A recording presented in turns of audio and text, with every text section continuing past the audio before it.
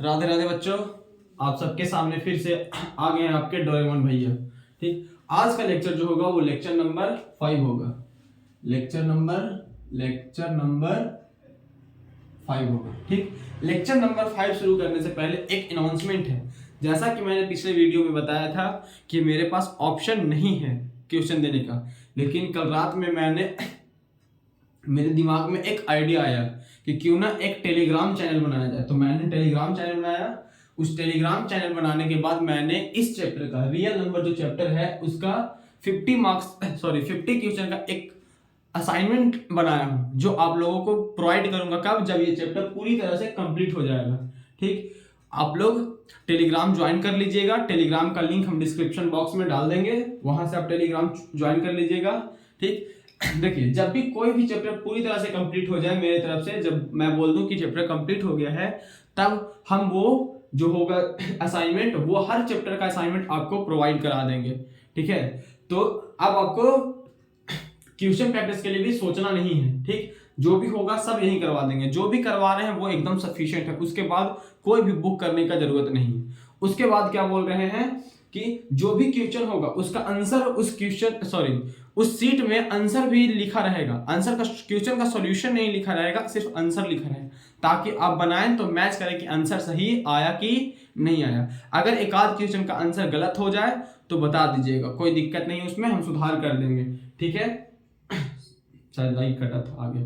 ठीक, उसके बाद क्या बोल रहे हैं कि जब भी हम क्या बोले, अभी लेक्चर 5 शुरू करेंगे। लेक्चर 5 शुरू करने से पहले जो भी पीछे का 4 लेक्चर हो गया उसका वीडियो देख करके जरूर आइएगा। ठीक, रिवीजन करके जरूर आइएगा। आज जो लेक्चर होगा, आज बहुत बड़ा लेक्चर नहीं होगा, अप्रॉक्स 1 आवर का होगा, और 1 घंटे के लेक्चर में सिर्फ थ्योरी होगा, 2-4 सवाल होगा। ठीक, फिर कल का लेक्चर होगा वो भी थ्योरी होगा और 2 सवाल होगा। उसके बाद परसों का जो लेक्चर होगा उसमें सिर्फ और सिर्फ सवाल होगा। ठीक, और उसके बाद एक लेक्चर और लेंगे।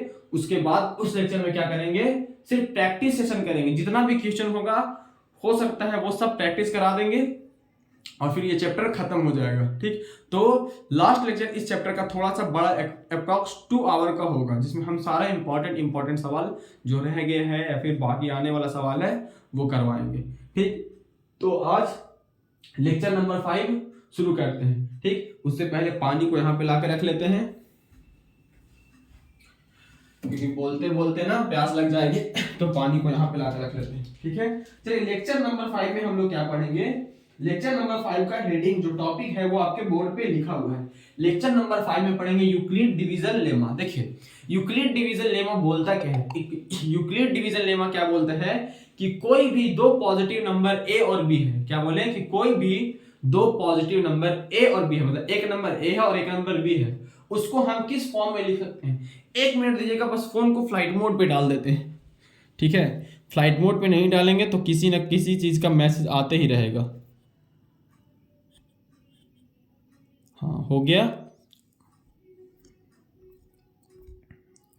ठीक, देखिए क्या बोले, यूक्लिड डिवीजन लेमा क्या होता है। मान लीजिए कोई 2 पॉजिटिव इंटीजर है। क्या बोले, A and B are 2 positive integer. ठीक, आर 2 पॉजिटिव इंटीजर। ठीक, 2 पॉजिटिव इंटीजर। तो कोई भी 2 पॉजिटिव इंटीजर को ऐसे एक्सप्रेस किया जाता है, a equal to B Q plus R के फॉर्म में एक्सप्रेस किया जा सकता है, जिसमें a जो होगा वो क्या होगा, b से बड़ा होगा। यूक्लिड डिवीजन लेमा इतना ही बोलता है। एक और बात बता देना चाहते हैं कि आज का वीडियो थोड़ा लेट आ सकता है। क्यों? क्योंकि मैंने ना दोपहर में 19 मिनट का रिकॉर्डिंग कर लिया था। उसके बाद हमारे पड़ोस में एक शादी है, तो वहां पे शिव चर्चा हो रहा था, तो बहुत ज्यादा स्पीकर का साउंड आने लगा था, तो फिर मुझे वीडियो रिकॉर्डिंग रोकना पड़ा। ठीक, और मेरा आदत है ना कि मैं जो पढ़ाता हूँ सेम वीडियो ऐसे ही उठा करके पोस्ट कर देता हूँ। मुझे एडिटिंग का जरूरत नहीं करना पड़ता, मतलब एडिटिंग हम नहीं करते हैं, वीडियो को जो होता है वही हम डाल देते हैं। ठीक, तो 19 मिनट के बाद ना बहुत ज्यादा नॉइस आ रहा था, तो हम सोचे वीडियो रोक देते हैं, नया रात में रिकॉर्ड करके डालेंगे। तो अभी 9 बजे है, 9:30 में मैंने रिकॉर्डिंग स्टार्ट किया है। आज का क्लास 10:30 बजे खत्म, मतलब कि 12-1 बजे तक आपका वीडियो पहुंच जाएगा यूट्यूब पे। ठीक है, तो अब देखिए, क्योंकि अपलोडिंग में 1-1.5 घंटा लग जाता है, नेट ज्यादा फास्ट है नहीं मेरा। ठीक, तो क्या बोले कि कोई भी दो पॉजिटिव इंटीजर है उसको a बराबर बी क्यू प्लस आर के फॉर्म में एक्सप्रेस किया जा सकता है, जिसमें a जो होगा वो क्या होगा, b से बड़ा होगा। ये क्या बोला है, यूक्लिड डिवीजन लेमा इतना बोला। ठीक, अब देखिए यूक्लिड डिवीजन लेमा, यहां पे एक लेमा है। लेमा होता क्या है, लेमा होता है एक प्रूव्ड मैथमेटिकल स्टेटमेंट। क्या होता है, proved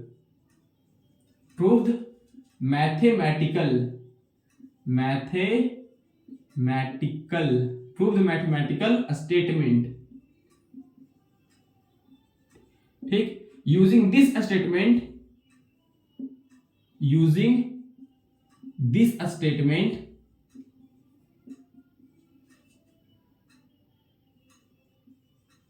we prove other statement,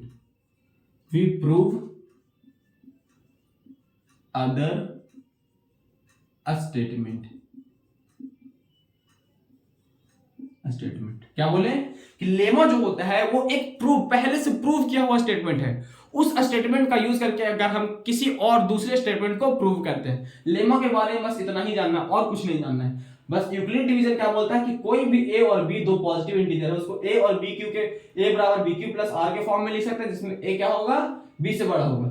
उसमें क्या बोला, लेमा जो होगा, लेमा एक मैथमेटिकल स्टेटमेंट होता है, ठीक, जो पहले से प्रूव्ड है। और उस प्रूव्ड स्टेटमेंट का यूज करके हम क्या करते हैं, किसी दूसरे स्टेटमेंट को प्रूव करते हैं। बस इतना। ठीक, यूक्लिड डिवीजन में इतना ही है। अब देखिए यूक्लिड डिवीजन एल्गोरिथम, ये आपके लिए इंपॉर्टेंट है। Euclid division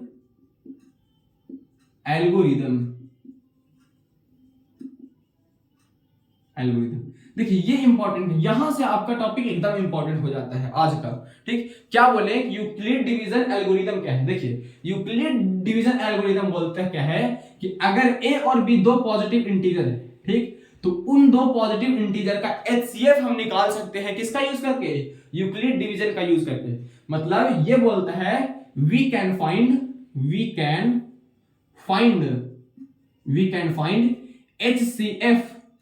HCF of two positive integer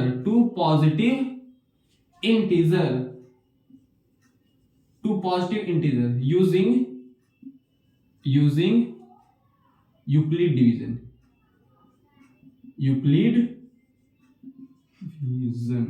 ठीक, ये एल्गोरिथम क्या बोलता है कि हम लोग क्या कर सकते हैं, कोई भी दो पॉजिटिव इंटीजर का हम क्या निकाल सकते हैं, HCF निकाल सकते हैं। HCF फाइंड कर सकते हैं किसकी मदद से, यूक्लिड डिवीजन की मदद से। ठीक, जैसे हम बोले कि A and B are two positive integer है, तो इन दोनों पॉजिटिव इंटीजर का HCF हम क्या कर सकते हैं, फाइंड कर सकते हैं किसके मदद से, यूक्लिड डिवीजन की मदद से। तो यूक्लिड डिवीजन क्या होता है, A equal to B Q plus R, ये हो गया यूक्लिड डिवीजन। अब इसमें क्या बोले कि इसके मदद से हम क्या करेंगे, HCF फाइंड कर सकते हैं, जिसमें क्या हुआ कि जो R है वो क्या हो सकता है, या तो जीरो से छोटा होगा, R है जो जीरो से बड़ा होगा, R है जो क्या होगा, जीरो से बड़ा होगा, या तो जीरो के बराबर। देखिए ये जो साइन है ये इक्वल टू का साइन है और ये ग्रेटर देन का साइन है। मतलब R का जो भी वैल्यू आएगा वो जीरो से बड़ा, 1 2 3 4 कुछ भी आ सकता है, और क्या आएगा, जीरो के बराबर आ सकता है, या तो जीरो से बड़ा आएगा, या तो R जो है वो क्या आएगा, R जो रिमाइंडर जो है वो रिमाइंडर क्या आएगा, वो B से छोटा आएगा, B से छोटा। यहाँ जो B है वो छोटा। थोड़ा सा समझने के लिए एक डिवाइड लिखते हैं, 5 का टेबल में लिखते हैं 27। देखिए 5 के टेबल में कितने बार में आएगा, 5 25 आएगा, ये आया 2। देखिए ये है क्या 5 और ये है क्या 5। समझने के लिए थोड़ा सा इसको 37 कर देते हैं। ठीक, इसको लिख देते हैं 35 और 5 7 जा 35। देखिए क्या हुआ, 5 के टेबल में ये क्या हुआ, 7 टाइम्स में 35 आया, यहाँ क्या बचा, रिमाइंडर जो भी आता है इससे छोटा आता है। ठीक, ये क्या होता है, ये होता है डिवाइजर और ये होता है डिविडेंड। ये क्या होता है, डिविडेंड हो गया, और ये हो गया डिवाइजर। क्या हो गया, डिवाइजर, और ये हो गया कोसेंट। कोसेंट। कोसेंट का स्पेलिंग चेक कर लीजिएगा, मेरा स्पेलिंग मिस्टेक होता है थोड़ा बहुत, ठीक। तो डिवाइजर हो गया, और ये क्या हुआ, रिमाइंडर। ये रिमाइंडर, देखिए रिमाइंडर जब भी आता है तो क्या आता है, डिवाइजर से छोटा आता है। रिमाइंडर जब भी आता है तो क्या आता है, रिमाइंडर से छोटा आता है। देखिए इस केस में क्या बोले हैं कि बी क्या है हमारा, बी होगा हमारा डिवाइजर, तो डिवाइजर से हमेशा रिमाइंडर छोटा आएगा, और रिमाइंडर क्या आएगा, जीरो से हमेशा बड़ा आएगा, या तो जीरो के बराबर आएगा। देखिए इस केस में रिमाइंडर कितना आया, 2, तो ये इस केस में क्या हुआ, रिमाइंडर जीरो से बड़ा। एक और केस लेते हैं 9, 9 को डिवाइड करते हैं कितना से, 2 से, सॉरी 3 से, तो 3 3 9, 9, और यहां रिमाइंडर क्या आ गया, 0। देखिए डिविडेंड 9 है, डिवाइजर 3 है, और कोशेंट भी कितना है, 3। देखिए ये 0 आया था, देखिए 0 जो आया है रिमाइंडर, वो रिमाइंडर 0 है, और वो क्या है, b से भी छोटा है कि नहीं, b मतलब हमारा ये, ओहो इससे लाइट बंद हो रहा है, सॉरी मेरे पैर से लाइट बंद हो जा रहा था, ठीक। तो क्या बोले कि जो b है, b क्या है, रिमाइंडर से हमेशा बड़ा होगा, मतलब रिमाइंडर जो होगा वो b से छोटा होगा, ठीक। तो इसमें देखिए क्या है, a जो है वो क्या है, a है हमारा डिविडेंड, और b क्या है, b है हमारा डिवाइजर, और q क्या है, q है हमारा कोशेंट, और r है हमारा रिमाइंडर, और क्या है, रिमाइंडर है, ठीक। अगर बैकग्राउंड में कोई नॉइस आ रहा होगा तो उसे इग्नोर कीजिएगा, ठीक है, क्योंकि रात में बच्चे लोग बाहर ना आवाज कर रहे हैं, मेरा एक रूम जो है ना एकदम रोड पे है, ठीक, तो रोड पर से बच्चा लोग चिल्ला रहा है तो आवाज आ सकता है, ठीक है, तो उसको इग्नोर कीजिएगा, ठीक। मेरी तरफ से सॉरी। अब रात में हम रिकॉर्डिंग कर रहे हैं फिर भी बच्चे लोग हल्ला कर रहे हैं, तो हम क्या कर सकते हैं। अब 1-2 बजे रात में हम वीडियो रिकॉर्ड नहीं कर सकते, क्योंकि मुझे बहुत नींद आता है। आज दोपहर में बहुत तेज का नींद आया है, बहुत तेज का, इतना तेज का कि हम कुछ नहीं बता सकते, ठीक है। तो क्या बोले कि ए जो है वो डिविडेंड है, बी है वो क्या है, डिविडेंड, और बी है जो क्या है, डिवाइजर है, क्यू है वो कोशेंट है, और आर है जो रिमाइंडर है। तो इसका यूज करके हम क्या कर सकते हैं, किसी भी 2 नंबर का एचसीएफ निकाल सकते हैं। चलिए अब एचसीएफ फाइंड कैसे करते हैं, इसका यूज करते हैं, ठीक। देखिए हम बोल रहे हैं फाइंड एचसीएफ,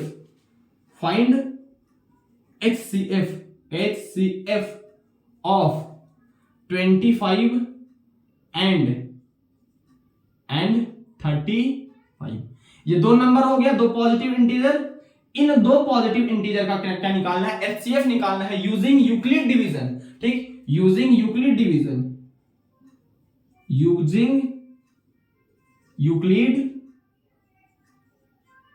यूक्लिड डिवीजन, ठीक। तो पहला स्टेप क्या है, पहला स्टेप किसी का अगर हमको एचसीएफ निकालना है तो पहले क्या करेंगे, अप्लाई करेंगे Euclid division, apply Euclid division, ठीक। एट, दूसरा स्टेप क्या होगा, at which value of B remainder become zero,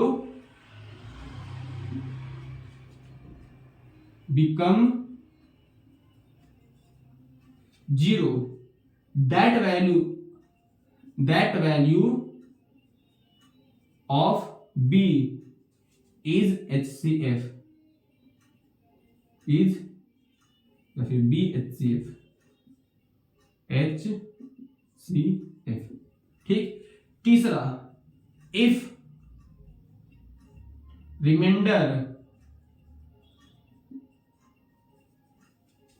is not 0, then repeat the process, repeat the process, ठीक।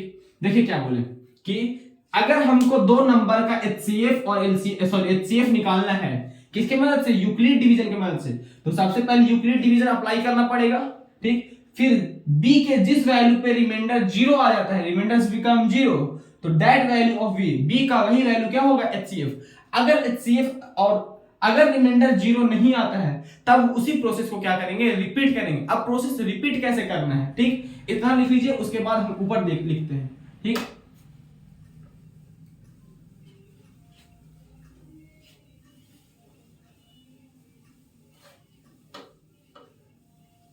देखिए इसको अभी रहने देते हैं, ठीक। हमको क्या बोले थे कि 25 और मतलब 25 एंड 35 का क्या निकालना है, HCF।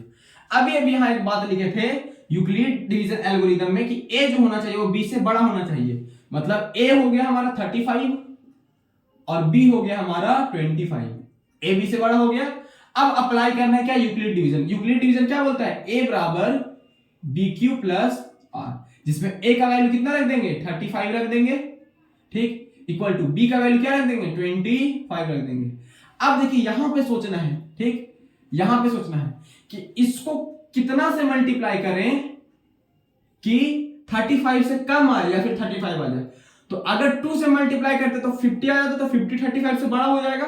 मतलब जैसे डिवीजन करते हैं ना, ये समझो डिवीजन ही करना है। तो 25 को मल्टीप्लाई किए 1 से, ठीक, तो 25 आया और यहां कितना बच जाएगा, रिमाइंडर 10। देखिए रिमाइंडर 10 आया, मतलब रिमाइंडर अभी क्या आया, 0 नहीं आया है। तो इसी प्रोसेस को क्या करना है, रिपीट करना। अब प्रोसेस रिपीट कैसे करना है ये देखना है। क्या बोले कि प्रोसेस रिपीट कैसे करना है ये देखना है। देखिए अगर रिमाइंडर 0 नहीं आता है, क्या बोले, अगर रिमाइंडर 0 नहीं आता है तो क्या करेंगे, ये B को A बना देंगे, B को क्या करेंगे, A बना देंगे, और जो रिमाइंडर है उसको B बना देंगे। तो रिमाइंडर क्या बन गया, B बन गया। अब फिर से प्रोसेस रिपीट करना है, ठीक। तो इसमें कितना से मल्टीप्लाई करें, या 25 आया या 25 से छोटा है। तो अगर 3 से कर देंगे तो 30 आ जाएगा, तो बड़ा हो जाएगा। तो 2 से करते हैं तो 20 आया, तो क्या बचेगा, 5 रिमाइंडर बच गया। देखिए अभी भी रिमाइंडर क्या आया है, 0 नहीं आया है। क्या बोले, अभी भी रिमाइंडर 0 नहीं आया, तो रिमाइंडर को क्या करना है, 0 बनाना है। तो 0 होगा कैसे, तो फिर से इस प्रोसेस को रिपीट करना है। तो प्रोसेस रिपीट करेंगे तो इस केस में B जो था वो A बन जाएगा, तो 10A बन गया, और जो रिमाइंडर था वो क्या बन जाएगा, B बन जाएगा। तो 5 2 10 आ गया। अब रिमाइंडर क्या आ गया, 0। इस वाले स्टेप में देखिएगा कि रिमाइंडर कितना आ गया, 0। रिमाइंडर कितना आ गया, 0। तो रिमाइंडर B के किस वैल्यू के लिए आया है, 5 के लिए। तो HCF कितना हो जाएगा, HCF हो जाएगा 5।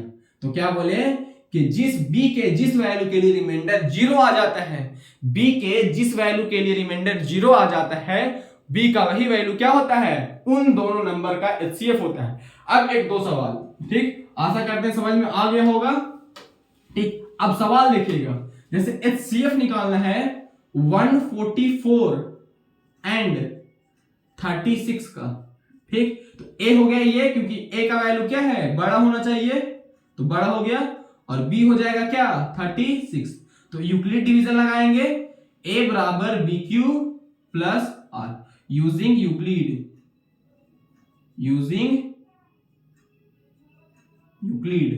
A बराबर BQ प्लस R।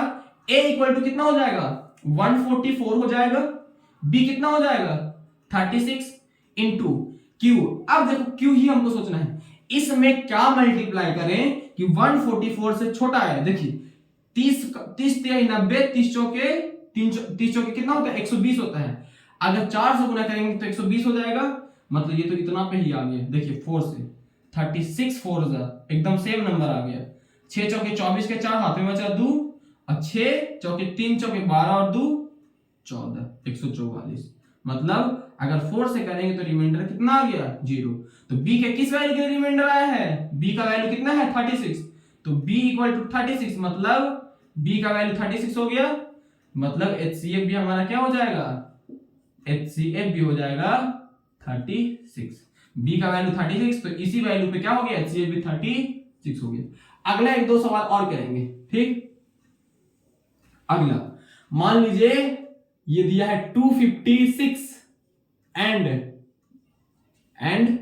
मान लीजिए 76, दो नंबर, ठीक। हम ऐसे ही रैंडम कोई नंबर ले लिए।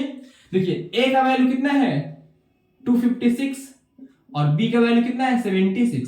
अब देखते हैं कि इसका HCF कितना आता है। तो A बराबर BQ प्लस R अप्लाई करेंगे। A को क्या हो जाएगा, 256 हो जाएगा, क्योंकि ये बड़ा नंबर है। B हो जाएगा 76। इसमें कितना से मल्टीप्लाई करें कि ये आ जाए या इससे छोटा आ जाए। देखिए लास्ट में 6 लाना है, 7 7 6 42 होता है, मतलब बहुत दूर चले जाएंगे। तो 7 या 21, 3 से गुना करके देखते हैं। 6 3 18 के 8, हाथ में बचा 1, 7 या 21 और 1 22, 228। देखिए कितना आया, 3 से मल्टीप्लाई किया तो 228, 256 में से 228 घटाएंगे, ठीक। 16 में से 8 जाएगा, 8 बचेगा, 1 बचा 4, 4 में से 2 गया, 2 बचा, मतलब 28 आएगा। तो रिमाइंडर कितना आया है, 28 आया, ठीक। रिमाइंडर कितना आया, 28 आया, 28 आ गया, ठीक। अब क्या बोलते, देखिए रिमाइंडर 0 नहीं आया तो हमको इस प्रोसेस को क्या करना है, रिपीट करते रहना है। जब रिमाइंडर नहीं 0 नहीं आता तो प्रोसेस को रिपीट करते हैं, लेकिन रिपीट करेंगे तो जो यहाँ b था वो a बन जाएगा।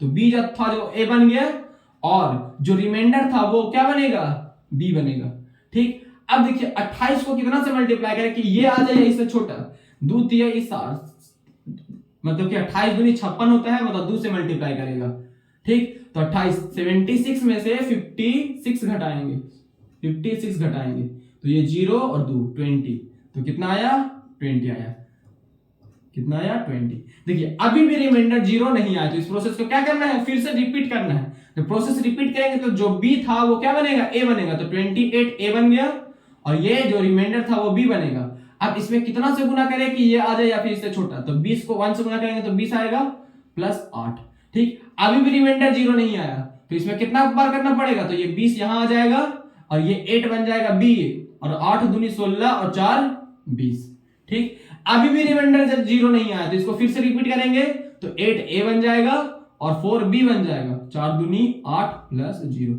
अब रिमाइंडर क्या आ गया, 0।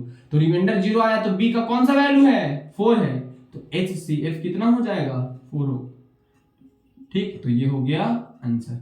अब देखिए पूछ सकता है कि कितना स्टेप लगा, ठीक। कभी कभी पूछेगा, कोई सवाल दे देगा कि HCF इतना है, तो इस HCF लाने को कितना बार हमको क्या यूक्लिड डिवीजन लगाना पड़ेगा, तो 1 2 3 4 5, यहाँ पे क्या किए हैं, 5 बार यूक्लिड डिवीजन अप्लाई किए हैं, तो क्या बना है, HCF 4 आया, ठीक। अगला सवाल, ठीक, ये थोड़ा अलग सवाल है। Find the HCF of first prime number and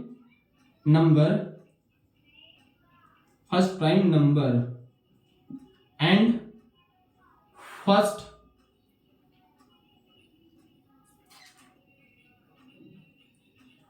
even prime number रखो, first even prime number and first odd composite number।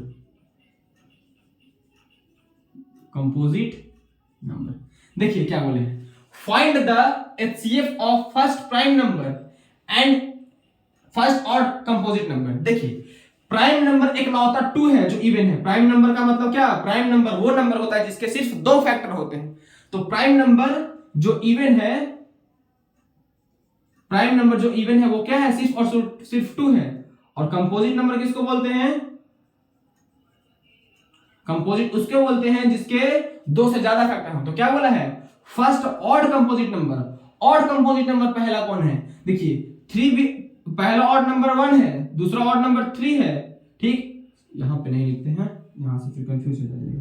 पहला ऑड नंबर 1, दूसरा 3, तीसरा 5, चौथा 7, उसके बाद 9, उसके बाद 11। देखिए इसका फैक्टर 1 है, नाइदर प्राइम नॉर कंपोजिट। इसका 2 फैक्टर 1 और 3, इसका 2 फैक्टर 1 और 5, इसका 2 फैक्टर 1 और 7, इसका कितना फैक्टर 1 और 9, और साथ में 3 भी। मतलब इसके पहले 9 के पहले जितने भी नंबर हैं, जितने भी ऑड नंबर है, 9 के पहले जितने भी ऑड नंबर है वो सब क्या है, प्राइम नंबर है। 9 पहला कंपोजिट नंबर है, 9 क्या है, पहला कंपोजिट नंबर है, ठीक। जो ऑड होते हुए पहला कंपोजिट नंबर कौन है, 9 है। तो 2 और 9, मतलब हमसे 2 और 9 का क्या पूछा था, HCF पूछा था। और यहां पे लिखा रहेगा using Euclid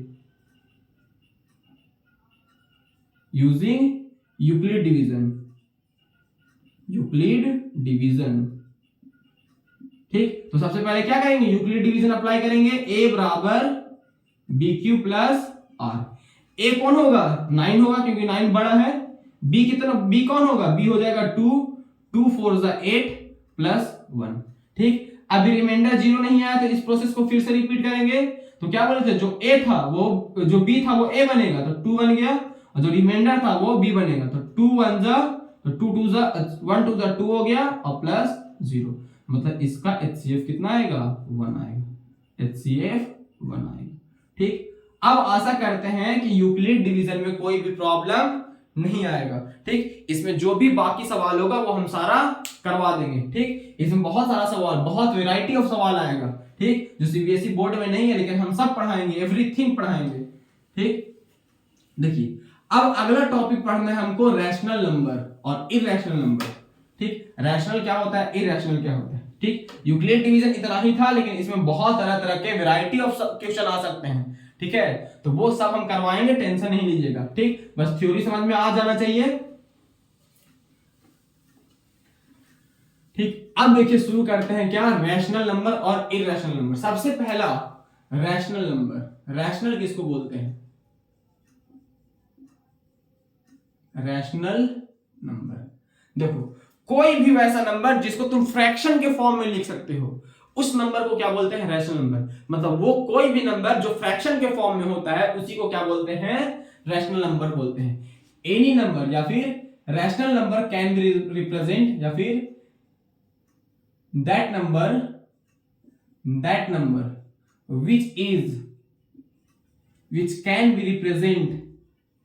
which can be represent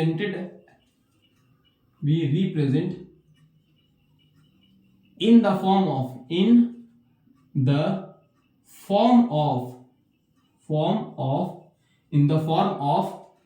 p by q। क्या बोले, कोई भी नंबर जो जिसे हम p by q के फॉर्म में एक्सप्रेस कर सकते हैं, रिप्रेजेंट कर सकते हैं, उसी नंबर को हम क्या बोलेंगे, रैशनल बोलेंगे। ये क्या है, p by q, ये एक फ्रैक्शन है। अगर कोई नंबर है जो फ्रैक्शन के फॉर्म में है तो उसी को क्या बोलते हैं, रैशनल नंबर बोलते हैं। ठीक है, ठीक, जहां where q does not equal to 0, क्या बोले कि q 0 नहीं होना चाहिए। क्यों नहीं होना चाहिए, थोड़ा इधर देखिएगा। क्या बोले कि जैसे 25 बाई 5 है, ये काट के कितना हो जाएगा, 5 बाई 1 हो जाएगा 5।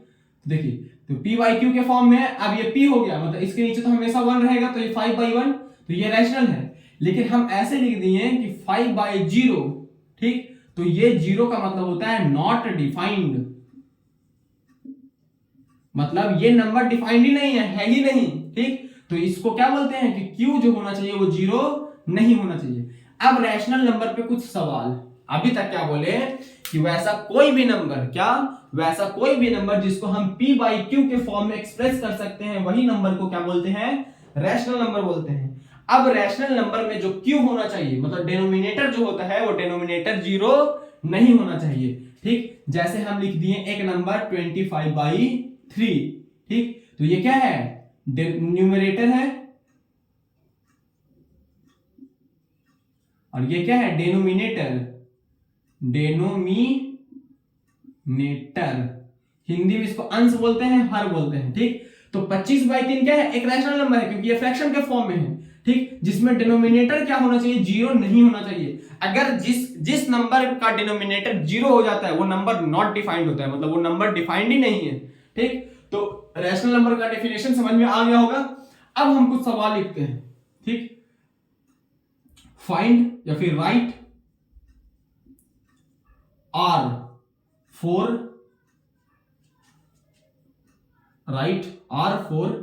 rational and NR for non rational या फिर नॉट रैशनल। ठीक, पहला 2 by 3, 0, 1, pi, 22 by 7, 6 by 2, minus 1, 3 by 0, 7 by 6, 2 by -19, इतना। देखिए इतना आप लोग ट्राई कीजिए, क्या इसमें क्या बोले हैं कि रैशनल और इरेशनल, जो रैशनल है उसके लिए n लिखिएगा, जैसे हम बोले 2/3 ये हो गया, एक बॉक्स बना दीजिएगा, ठीक। जैसे हम बोले ये क्या है p/q के फॉर्म में, तो इसको क्या लिख देंगे रैशनल, ठीक। मतलब ये रैशनल है तो रैशनल लिख दिए। वैसे बाकी जितना भी नंबर है सबके लिए तुमको लिखना है, क्या बोले, बाकी जितना भी नंबर है वो सब के लिए आप लोग को क्या लिखना है, इसमें लिखना है कि वो रैशनल है कि इरेशनल है, ठीक। ट्राई कीजिए। चलिए आशा करते हैं आप लोग ट्राई कर लिए होंगे। अब इधर हम बता रहे हैं, देखिएगा, ओहो, ठीक। क्या बोले, पहला हो गया, दूसरा में क्या है, जीरो क्या है, रैशनल है या इरेशनल, बॉक्स बना दिए। देखिए जीरो है क्या, इसके नीचे 1 लिखा हुआ है, जीरो के नीचे 1 लिखा हुआ है, मतलब ये क्या होगा, p0 है लेकिन q0 है नहीं। डेफिनेशन में क्या बोला है, q0 नहीं होना चाहिए, मतलब ये कैसा रैशनल नंबर है, रैशनल नंबर है। अगला 1 क्या है, 1 के नीचे 1 लिखा हुआ है, ठीक। तो ये क्या हो गया, ये रैशनल नंबर हो गया, ठीक। इसको भी रुकते हैं, 22/7 को देखते हैं। 22/7, 22 ये p हो गया, ये q हो गया, p और q के फॉर्म में है तो ये क्या हो गया, रैशनल हो गया। अगला क्या है, 6/-2 है, 6/-2 क्या है, देखो p है और ये q है, ये जीरो नहीं ना है, माइनस है, उससे कोई मतलब नहीं, माइनस डिनोमिनेटर में नहीं होता, वो कहां चला जाता है, न्यूमरेटर में, तो ये कहां चला गया, ऊपर, तो -6/2 क्या हो गया, एक रैशनल नंबर हो गया। अगला क्या है, -1 क्या है, इसके नीचे 1 लिखा हुआ है, तो p/q के फॉर्म में, मतलब ये क्या हो गया, ये भी रैशनल हो गया, ठीक। 3/0, देखिए 3/0 क्या होगा, रैशनल होगा, नहीं होगा रैशनल, क्यों होगा रैशनल, सॉरी क्यों रैशनल नहीं होगा, क्योंकि क्या बोला है कि ये क्या होगा, ये जीरो, डिनोमिनेटर जीरो नहीं होना चाहिए, डिनोमिनेटर जीरो आ गया मतलब ये रैशनल नहीं होगा। तो यहां क्या लिख देंगे, यहां लिखेंगे नॉट रैशनल, मतलब NR। उसके बाद 7/6 p और q के फॉर्म में, मतलब रैशनल हो गया। उसके बाद 2/-19, माइनस ऊपर चला जाएगा तो ये क्या हो जाएगा, ये रैशनल हो जाएगा। ऊपर नहीं भी जाएगा तब भी ये क्या होगा, रैशनल ही होगा। अगर ये माइनस यहीं रहेगा तब भी क्या होगा, रैशनल ही होगा, बस क्यों जीरो नहीं होना चाहिए, जीरो को छोड़ के कोई भी नंबर होगा वो क्या होगा, रैशनल ही होगा, ठीक। अब इतना समझ में आ गया होगा कि रैशनल क्या होता है। आज का जो भी चर्चा होगा वो इररेशनल पे होगा, क्या बोले, आज का जो भी चर्चा होगा वो इररेशनल पे होगा, ठीक। इतना लिखिए, थोड़ा सा हम पानी पी लेते हैं, उसके बाद मिटाते हैं। चलिए हो गया होगा, मिटाते हैं। अब देखो इररेशनल से पढ़ने से पहले डेसिमल एक्सपेंशन पढ़ना है, ठीक, क्योंकि इररेशनल पढ़ने के लिए डेसिमल एक्सपेंशन आना चाहिए, क्या बोले, डेसिमल एक्सपेंशन आना चाहिए। तो सबसे पहला हेडिंग दीजिएगा इररेशनल से पहले डेसिमल एक्सपेंशन, डेसिमल एक्सपेंशन, ठीक। देखिए डेसिमल एक्सपेंशन, किसी भी नंबर को डेसिमल के फॉर्म में एक्सप्रेस करना ही डेसिमल एक्सपेंशन कहलाता है। जैसे हम लिख दिए 7/9, ठीक, 7/9 को डेसिमल के फॉर्म में ले जाना है, तो 7 को क्या करेंगे, 9 से डिवाइड करना है, यही है ना, मतलब जो भी नंबर नीचे लिखा हुआ है उसको क्या बोलते हैं, डिवाइड करना है। तो 9 से तो 7 छोटा है, तो इसको बड़ा बनाना है, बड़ा बनाने के लिए 0 लिख करके पॉइंट लगा दीजिए, यहां 0। अब ये बड़ा हो गया, पॉइंट लगाने के बाद 0, अब ये डिवाइड तो आना चाहिए, 10 क्लास के बच्चे हो तो इतना तो एक्सपेक्ट कर ही सकते हैं कि डिवाइड आता होगा। अगर नहीं आता है तो प्लीज पहले डिवाइड सीखिए, ठीक, मल्टीप्लाई सीखिए, ये सब क्लास 10 के बच्चे को नहीं सिखाया जा सकता है, ठीक। तो 9 से इसको डिवाइड करेंगे, 9 7 जा 63, सब्ट्रैक्ट करेंगे 7 आ जाएगा, फिर 0, 9 7 जा 63, फिर 7, फिर 0, 9 7 जा 63, ऐसा आ गया। तो देखो क्या आया, 0.777 dot dot dot dot dot कुछ भी आ सकता है, ठीक। तो इसी फॉर्म में लिखना ही क्या कहलाता है, डेसिमल एक्सपेंशन, ठीक। चलिए ये डिवीजन हो गया। अगला एक और एग्जांपल लेते हैं, चलिए 25 को 7 से डिवाइड करना है, ठीक। तो 25 को क्या करेंगे, 7 से डिवाइड करेंगे, तो 7 से डिवाइड करेंगे तो 7 3 21, बचा 4, पॉइंट लगाएंगे, 0 लगा देंगे, 7 5 35, ये 5 0 7 7 जा 49, 1 और फिर 0, 7 1 जा 7, 3 0, 28, 2 0, 14, 6 0, 8 जा 56, 4 0, 35, 5 0, फिर 7। देखिए यहां के बाद 5 7, अब सब नंबर फिर से क्या होगा, रिपीट होगा। मतलब इसका डेसिमल एक्सपेंशन क्या आया, 3.571428557। देखिए यहां के बाद का जो नंबर होगा वो फिर से रिपीट होगा, ठीक ऐसे। तो इसी को क्या बोलते हैं, डेसिमल एक्सपेंशन। अब देखिए डेसिमल एक्सपेंशन होता कितने तरह का है, ठीक। डेसिमल एक्सपेंशन जो होता है वो 3 तरह का होता है, ठीक। डेसिमल एक्सपेंशन 3 टाइप का होता है, 3 form of decimal expansion. Decimal expansion,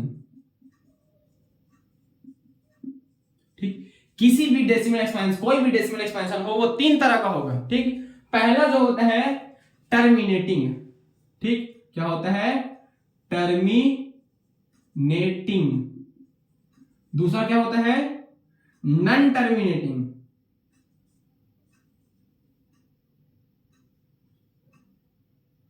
दूसरा क्या होता है, नॉन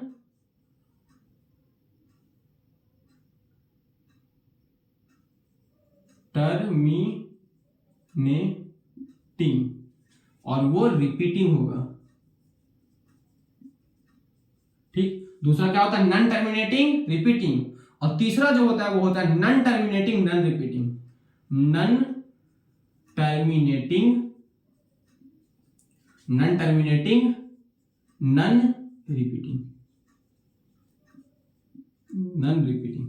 देखिए ये 3 तरह का डेसिमल एक्सपेंशन होता है। अब तीनों का एग्जांपल देकर के देखते हैं, ठीक। एग्जांपल देखते हैं, पहले बनाते जाएंगे, जिसमें आएगा उसमें रख देंगे। जैसे हम बोले कि 10 को डिवाइड करना है 3 से, ठीक। 3 3 जा 9, क्या आया, 1 आ गया, पॉइंट लगा के 0, 3 3 जा 9, 1 आ गया, फिर से 0, 3 3 जा 9, फिर से 1 आ गया, मतलब 1 0 1 0 आते जाएगा। मतलब ये क्या है, 3.33। देखिए ये 3 क्या हो रहा है, रिपीट हो रहा है। तो 3 रिपीट हो रहा है ना, तो बार बार यहाँ क्या आएगा, 3 आएगा, 3 आएगा, 3 आएगा, 3 आएगा, 3 आएगा।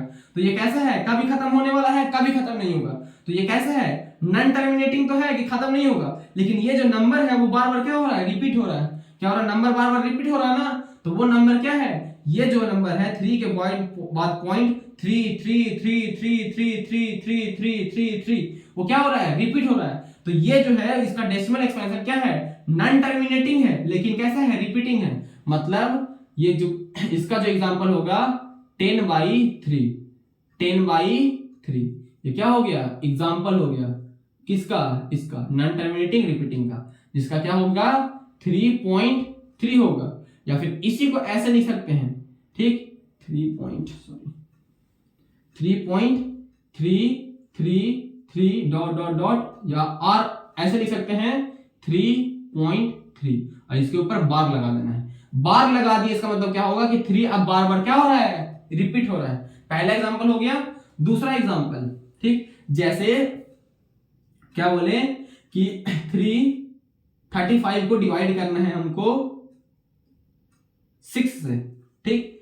देखिए 6 6 जा 35, 6 5 जा 35, कितना आएगा, 6 6 जा 30, 5 आगे घट के फिर 0 लगा देंगे यहाँ पॉइंट लगा के, 6 7 जा 42, 6 8 जा 48 आ गया, अब ये 2 आ गया, ठीक, फिर 0, 6 3 जा 18, फिर से 2 आएगा, फिर से 0, देखो फिर से 20, फिर 6 जा 3 जा 18, 6 3 जा 18, फिर से 2 आएगा।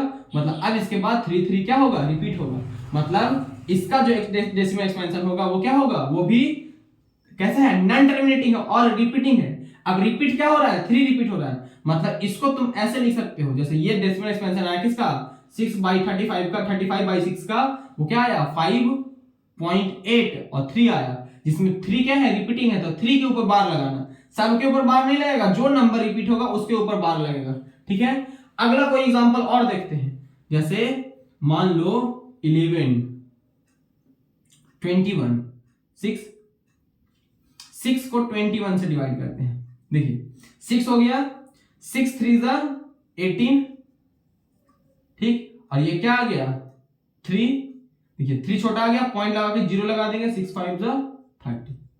अब कोई रिमाइंडर बचा नहीं बचा, मतलब ये क्या हो गया, यहीं पे खत्म हो गया, तो 3.5 मतलब कौन सा था, टर्मिनेटिंग। तो टर्मिनेटिंग में एग्जांपल क्या दे सकते हैं, एग्जांपल दे सकते हैं 21/6, जिसका डेसिमल एक्सपेंशन क्या होगा, डेसिमल एक्सपेंशन होगा 3.5, और ये कैसा है, टर्मिनेट हो गया, मतलब यहीं पे खत्म हो गया, तो खत्म हो गया तो मतलब क्या हो गया, ये यहीं पे हो गया, मतलब ये कैसा हो गया, टर्मिनेटिंग डेसिमल एक्सपेंशन हो गया, इसका डेसिमल एक्सपेंशन क्या हो गया, टर्मिनेटिंग। ठीक, इसको मिटा देते हैं, इसको मिटा देते हैं, और भी एग्जांपल देखते हैं, जैसे 7 को डिवाइड करेंगे 55 से, ठीक, 55 को डिवाइड करेंगे 7 से, 7 7 जा 49, 6 बचा, पॉइंट लगा के 0 लगाएंगे, 7 8 जा 56 बचा, 4 आ गया, 0 लगा देंगे, 7 5 जा 35 आ गया, फिर 1 5 आ जाएगा, 0 लगा देंगे, 7 7 जा 49 आ जाएगा, 1 लगा देंगे, 0 लगा देंगे, 7 1 जा 7 3 0, 7 4 जा 28 हो जाएगा, 7 4 जा 28 हो जाएगा, 30/28 घट के आ जाएगा 2, 0 लगा देंगे, 7 दूनी 14, 6 0। अब देखिए 60 आ गया, 60 था ना, यहां के बाद अब क्या हो जाएगा, 7 दूनी 14, 7 दूनी 14 6।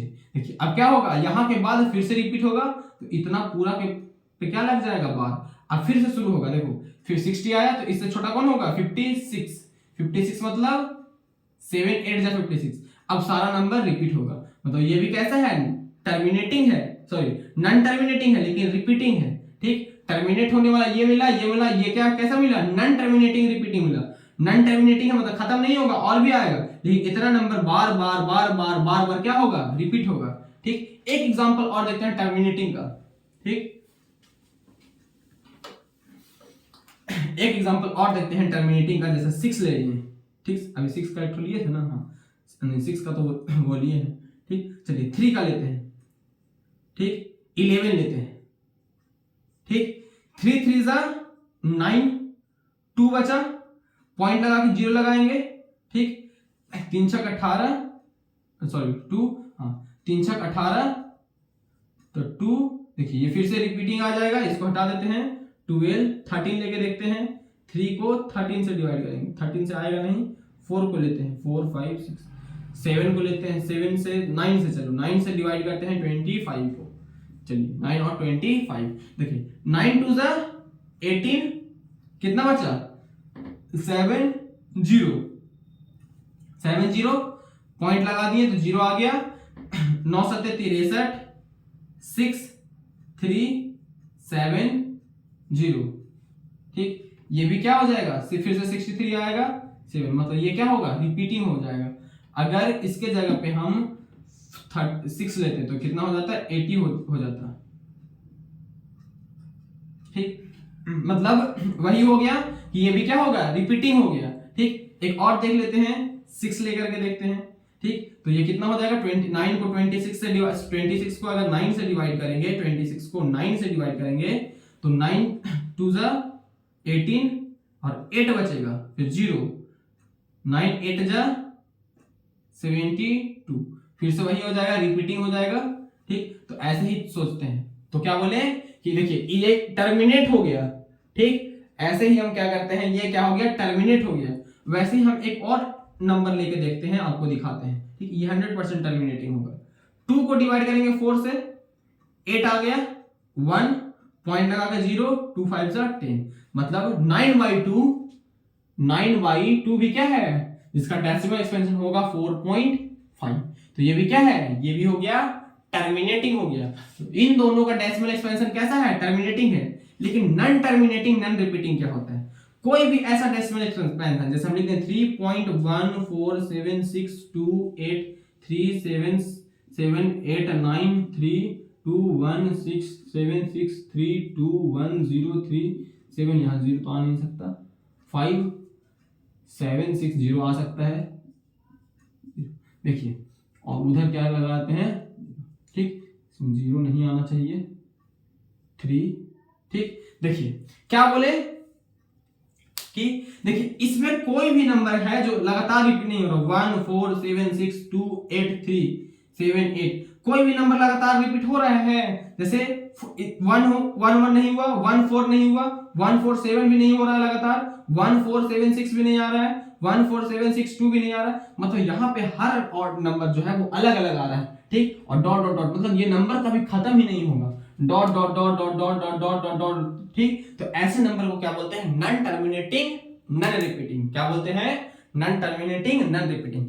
अब ये समझाया क्यों गया, डेसिमल एक्सपेंशन समझाया क्यों गया, क्योंकि ये डेसिमल एक्सपेंशन से ही बताया जा सकता है कि कौन नंबर रैशनल होता है और कौन नंबर इररेशनल होता है, ठीक। देखिए अभी हम आपको एग्जांपल दिए थे, एक ठो ये क्वेश्चन दिए थे जिसमें हम बोले थे पाई क्या है, ठीक।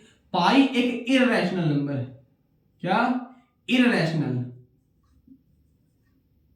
ठीक। पाई इररेशनल क्यों है, क्योंकि पाई का जो एग्जैक्ट वैल्यू होता है, exact value of pi is non terminating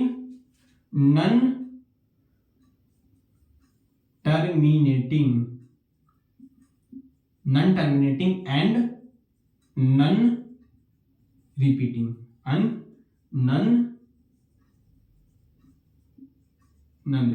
जो पाई का एग्जैक्ट वैल्यू होता है वो क्या होता है, नॉन टर्मिनेटिंग नॉन रिपीटिंग। जैसे पाई का वैल्यू क्या होता है, 3.14 समथिंग समथिंग समथिंग समथिंग, जो भी होता है वो क्या होता है, वो नॉन टर्मिनेटिंग नॉन रिपीटिंग होता है, ठीक। पाई का जो अभी वैल्यू जो हम लोग जानते हैं 22/7 22/7, वो एग्जैक्ट वैल्यू नहीं है, वो अप्रोक्सीमेशन है, मतलब अप्रोक्स वैल्यू है उसका। पाई का जो एग्जैक्ट वैल्यू होता है वो नॉन टर्मिनेटिंग नॉन रिपीटिंग होता है, इसलिए क्या बोलते हैं उसको, इररेशनल नंबर बोलते हैं, ठीक। तो पाई जो अभी पिछला सवाल में दिए थे वो क्या है, वो इररेशनल था, ठीक। अभी हम पूछे भी थे कि पाई के बारे में चर्चा बाद में करेंगे, तो पाई कैसा नंबर है, एक इररेशनल नंबर है, ठीक। तो अब देखिए इसमें हम क्या बोले कि डेसिमल एक्सपेंशन होता क्या है, उसको ऐसे ऐसे करना हो गया। डेसिमल एक्सपेंशन को हम तीन तरह से लिखते हैं, एक टर्मिनेटिंग होता है, एक नॉन टर्मिनेटिंग रिपीटिंग होता है, एक नॉन टर्मिनेटिंग नॉन रिपीटिंग होता है।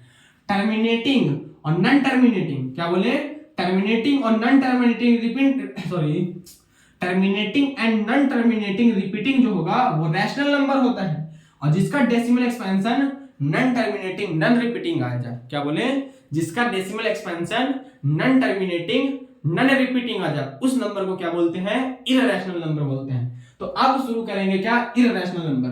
रैशनल नंबर किसको बोलेंगे, जिस नंबर को p/q के फॉर्म में लिखा जा सकता है, तो उसको क्या बोलते हैं, रैशनल नंबर बोलते हैं, ठीक। और जिस नंबर का decimal expansion non terminating non repeating आ जाए उसी को क्या बोलेंगे, इररेशनल बोलेंगे। तो अब शुरू करते हैं irrational number.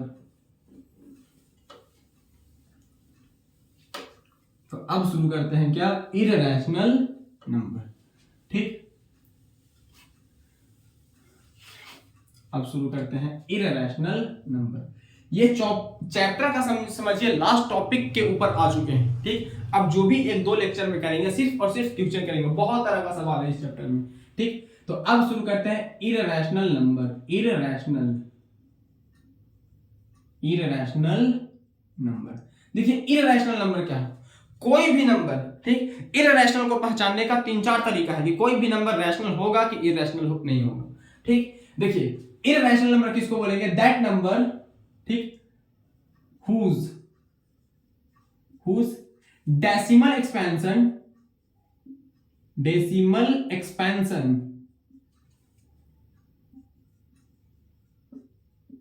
must be non-terminating and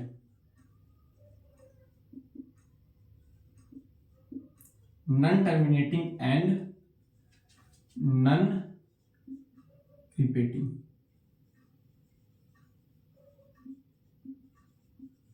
ठीक, तो वह number, that number whose decimal expansion, that number whose decimal expansion must be non terminating and non repeating. तो वो नंबर जिसका डेसिमल एक्सपेंशन निकालना है और निकालने पे डेसिमल एक्सपेंशन क्या आ जाए, नॉन टर्मिनेटिंग नॉन रिपीटिंग आ जाए, वैसे नंबर को क्या बोलेंगे, इरेशनल नंबर बोलेंगे। ये पहला तरीका हो गया इरेशनल पहचानने का। ठीक, तो रैशनल और इरेशनल पहचानने का ये एक तरीका नहीं है, और भी दो तरीका है। ठीक, दो नहीं और भी है। अगर if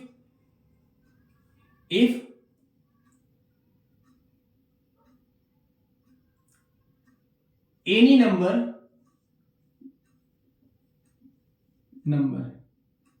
is not perfect square root,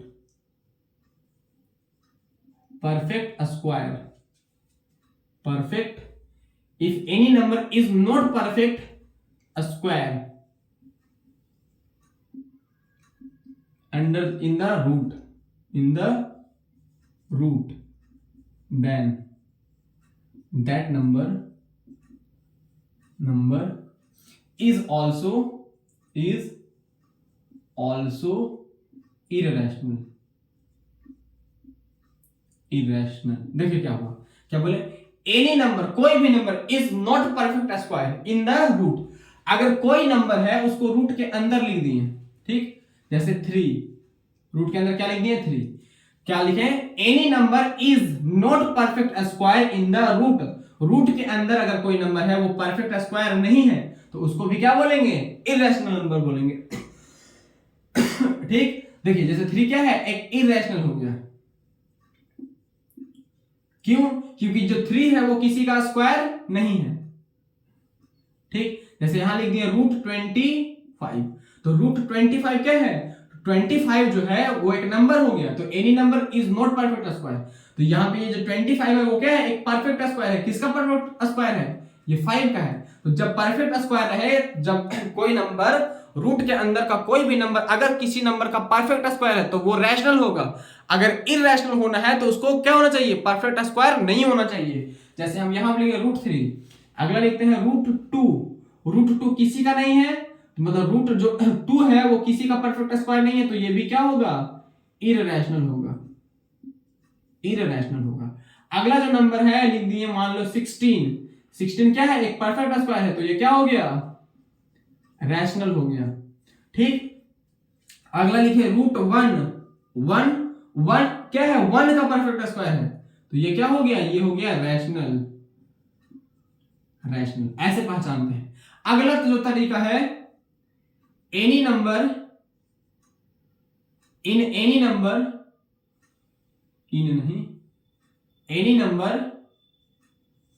any number is not perfect cube,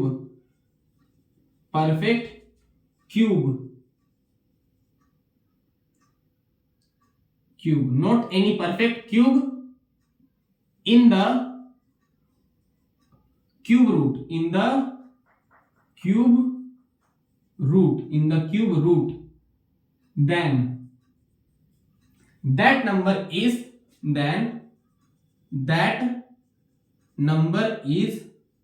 irrational।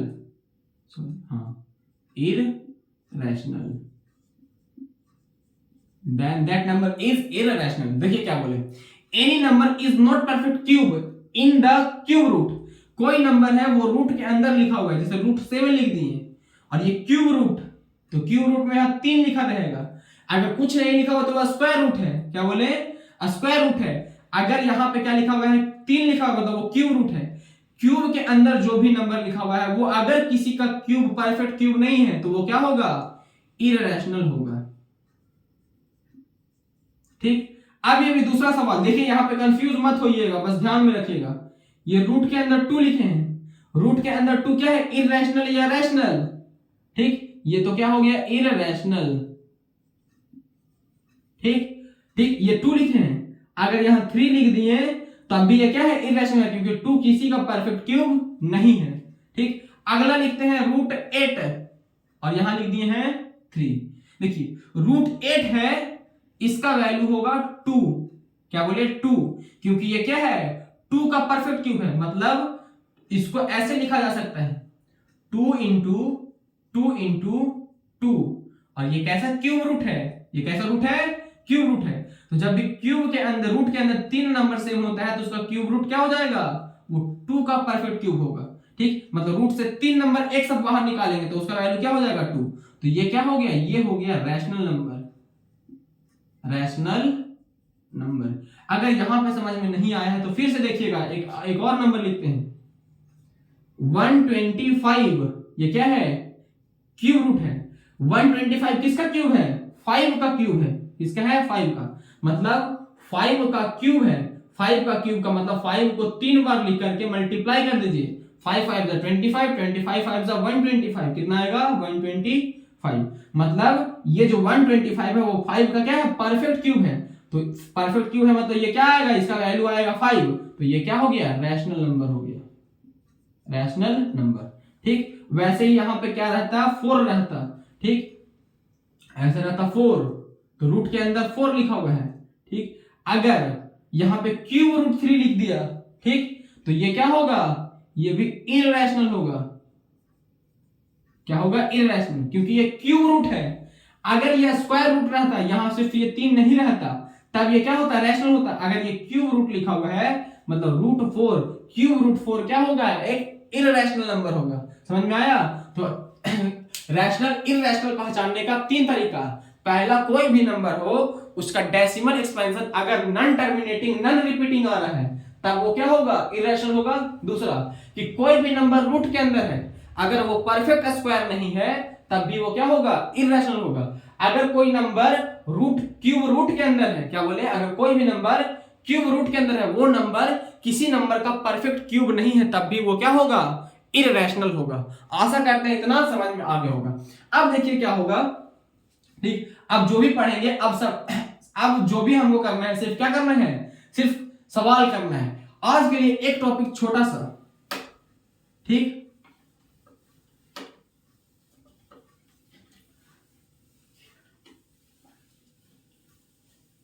एक सवाल लिखते हैं, इसको सवाल से समझाते हैं। Identify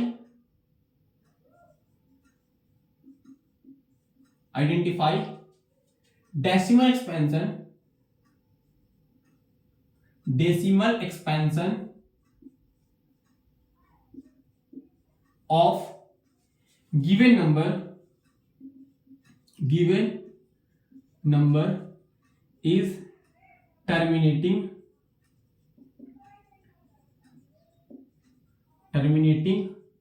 or non terminating।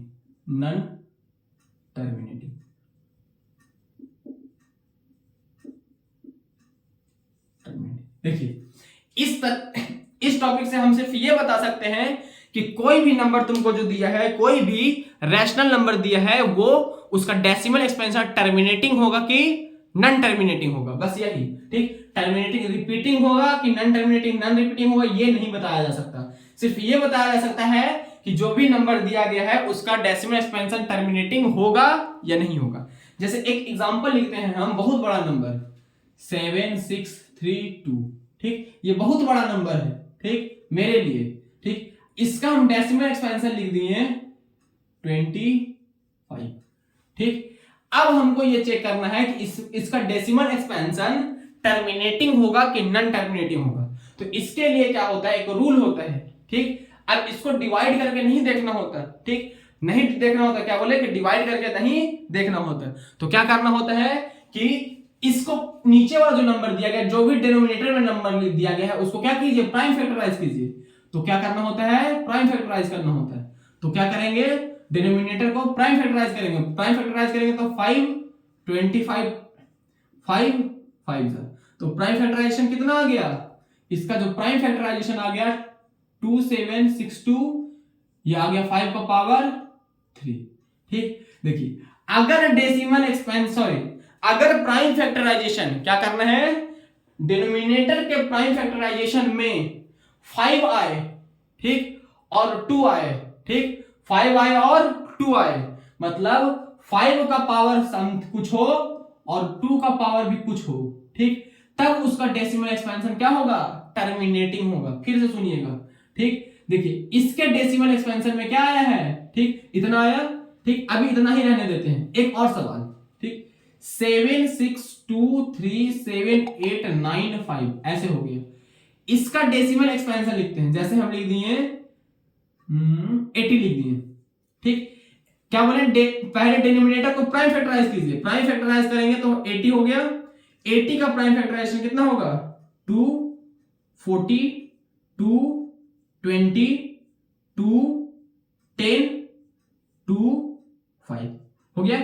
इसका जो डिनोमिनेटर है उसका प्राइम फैक्टराइजेशन क्या आया, ऊपर वाला सेम नंबर लिख देंगे, 7 6 2 3 7 8 5, और इसका जो नीचे वाला नंबर है उसको क्या करेंगे, प्राइम फैक्टराइज, तो 2 का पावर 4 इंटू 5, ये हो गया।